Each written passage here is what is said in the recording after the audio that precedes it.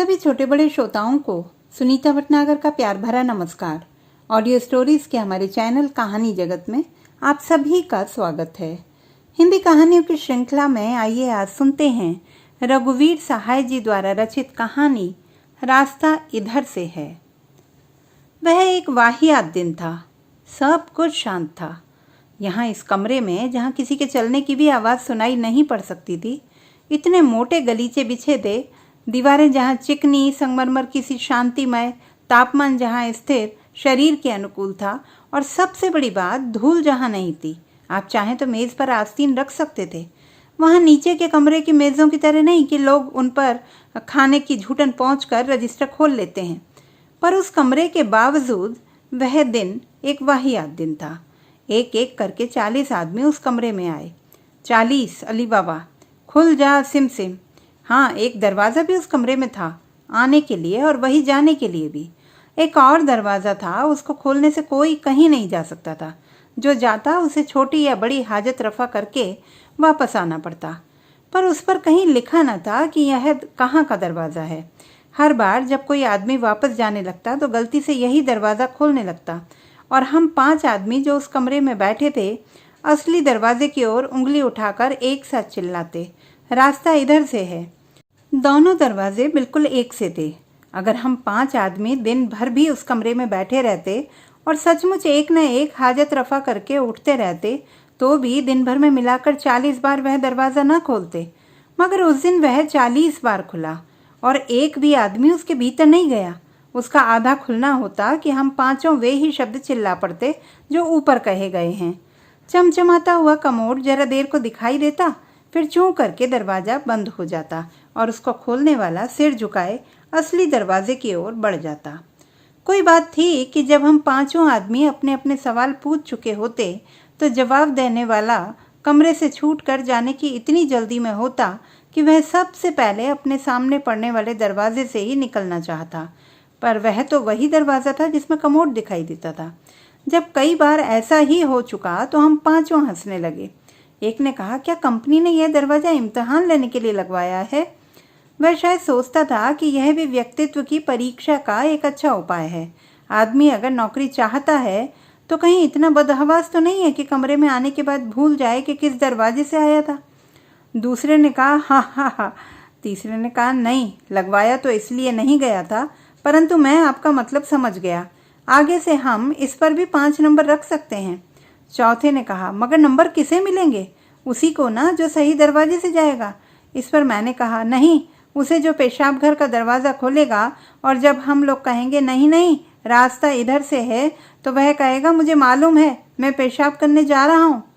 यह बात किसी को पसंद नहीं आई। उस कमरे में सिर्फ प्रधान प्रबंधक पेशाब कर सकते थे। यह भी विवादास्पद था कि अगर प्रधान प्रबंधक, सहायक प्रधान प्रबंधक और प्रमुख उप सहायक प्रधान प्रबंधक विचार विमर्श करने बैठे होते और प्रमुख उप सहायक प्रधान प्रबंधक को पेशाब लगता तो वह उठकर बाहर जाते या उसी पेशाब खाने में जाते जो प्रधान प्रबंधक के लिए सुनिश्चित था। सहायक प्रधान प्रबंधक शायद इजाज़त लेकर चले भी जाते, लेकिन प्रमुख उप सहायक प्रधान प्रबंधक शायद नहीं जाते। वह बाहर जाते। उतनी दूर जाना उनके नाम जितना ही लंबा रास्ता तय करने के बराबर होता, पर वह जाते अपने कमरे में, उससे जुड़े हुए अपने पेशाब घर में।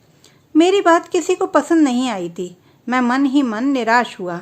कोई यह विचार पसंद करता है तो आगे मैं यह शर्त रखता कि पूरे नंबर उसे नहीं मिलेंगे जो सिर्फ कहेगा कि मैं पेशाब करने जा रहा हूँ, बल्कि उसे मिलेंगे जो वहाँ जाकर वाकई पेशाब करेगा।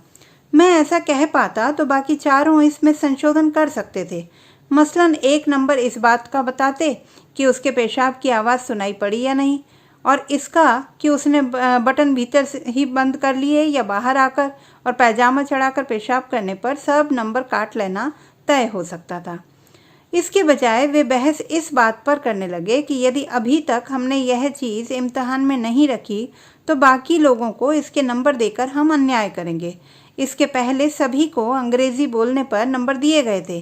अंग्रेज़ी बोलने और पेशाब घर का दरवाज़ा पहचानने में कोई समतुल्यता नहीं है। इतना न्याय तो हम पंच जानते ही थे।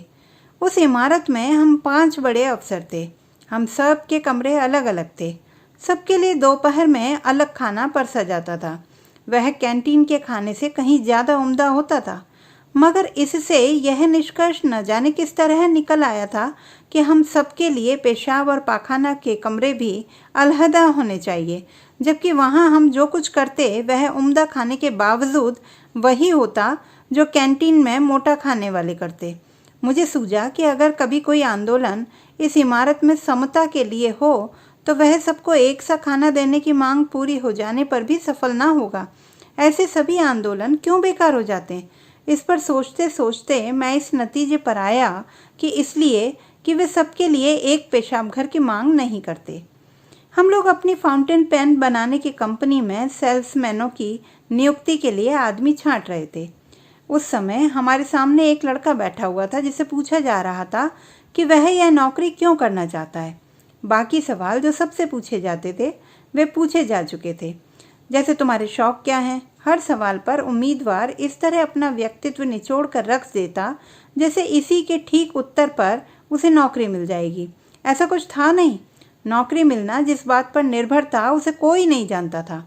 लिखित इम्तिहान में 50 से कम नंबर जो लोग लाए थे उनके लिए तो एक यही सवाल काफ़ी था कि तुम यह नौकरी क्यों करना चाहते हो। इसके जवाब में जिसने कोई ऊंचा कारण बताया वह गया। मसलन मैं कलम बेचकर ज्ञान का प्रसार करना चाहता हूँ।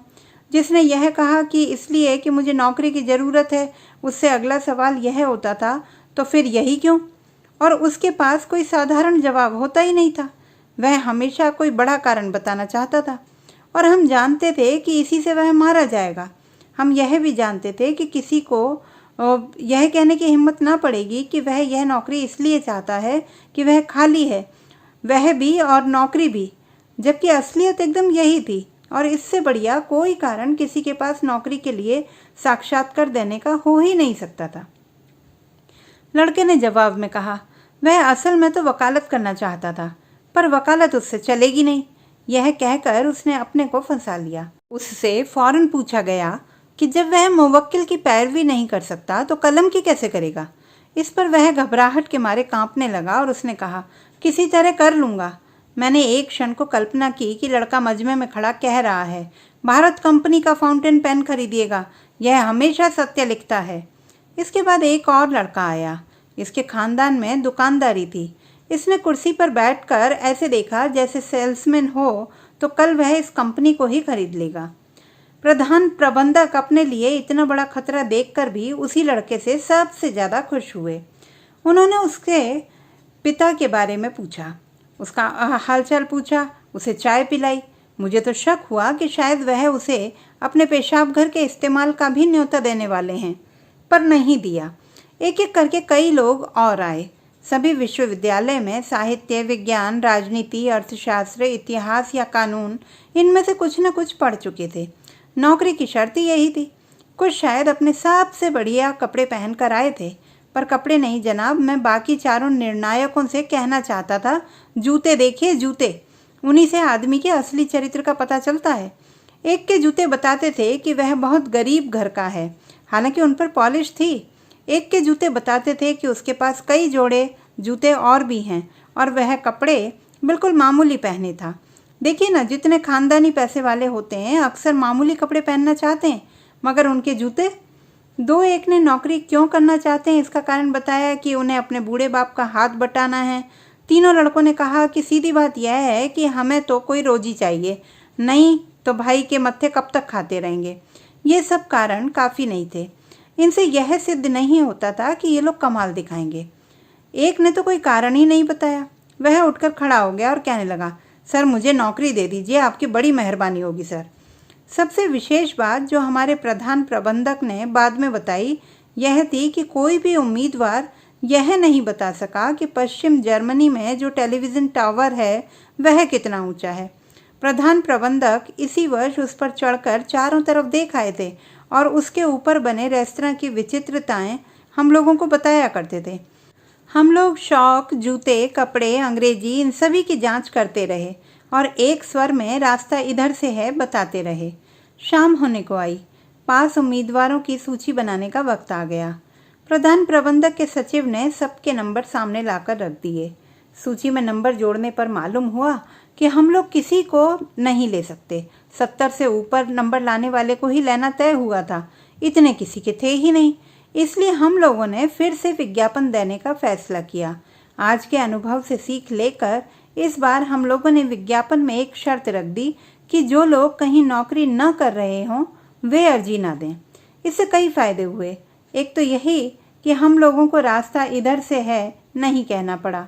उम्मीदवार आते और आते ही अपने शऊर और सलीके से जता देते कि उन्हें यह बात मालूम है कि प्रधान प्रबंधक के कमरे से जुड़ा हुआ एक पेशाब घर है। हाँ, इससे सारा कार्यक्रम नीरस जरूर हो गया था। अंत में हम लोगों ने उस आदमी को चुना जिसने साक्षात्कार के बीच में एकाएक पूछा था, सर मैं जरा बाहर पेशाब कराऊं सर। तो दोस्तों, ये थी हमारी आज की कहानी। आपको कैसी लगी कमेंट बॉक्स में लिखना ना भूलें। चैनल को सब्सक्राइब करें, लाइक करें और मित्रों के साथ शेयर करें।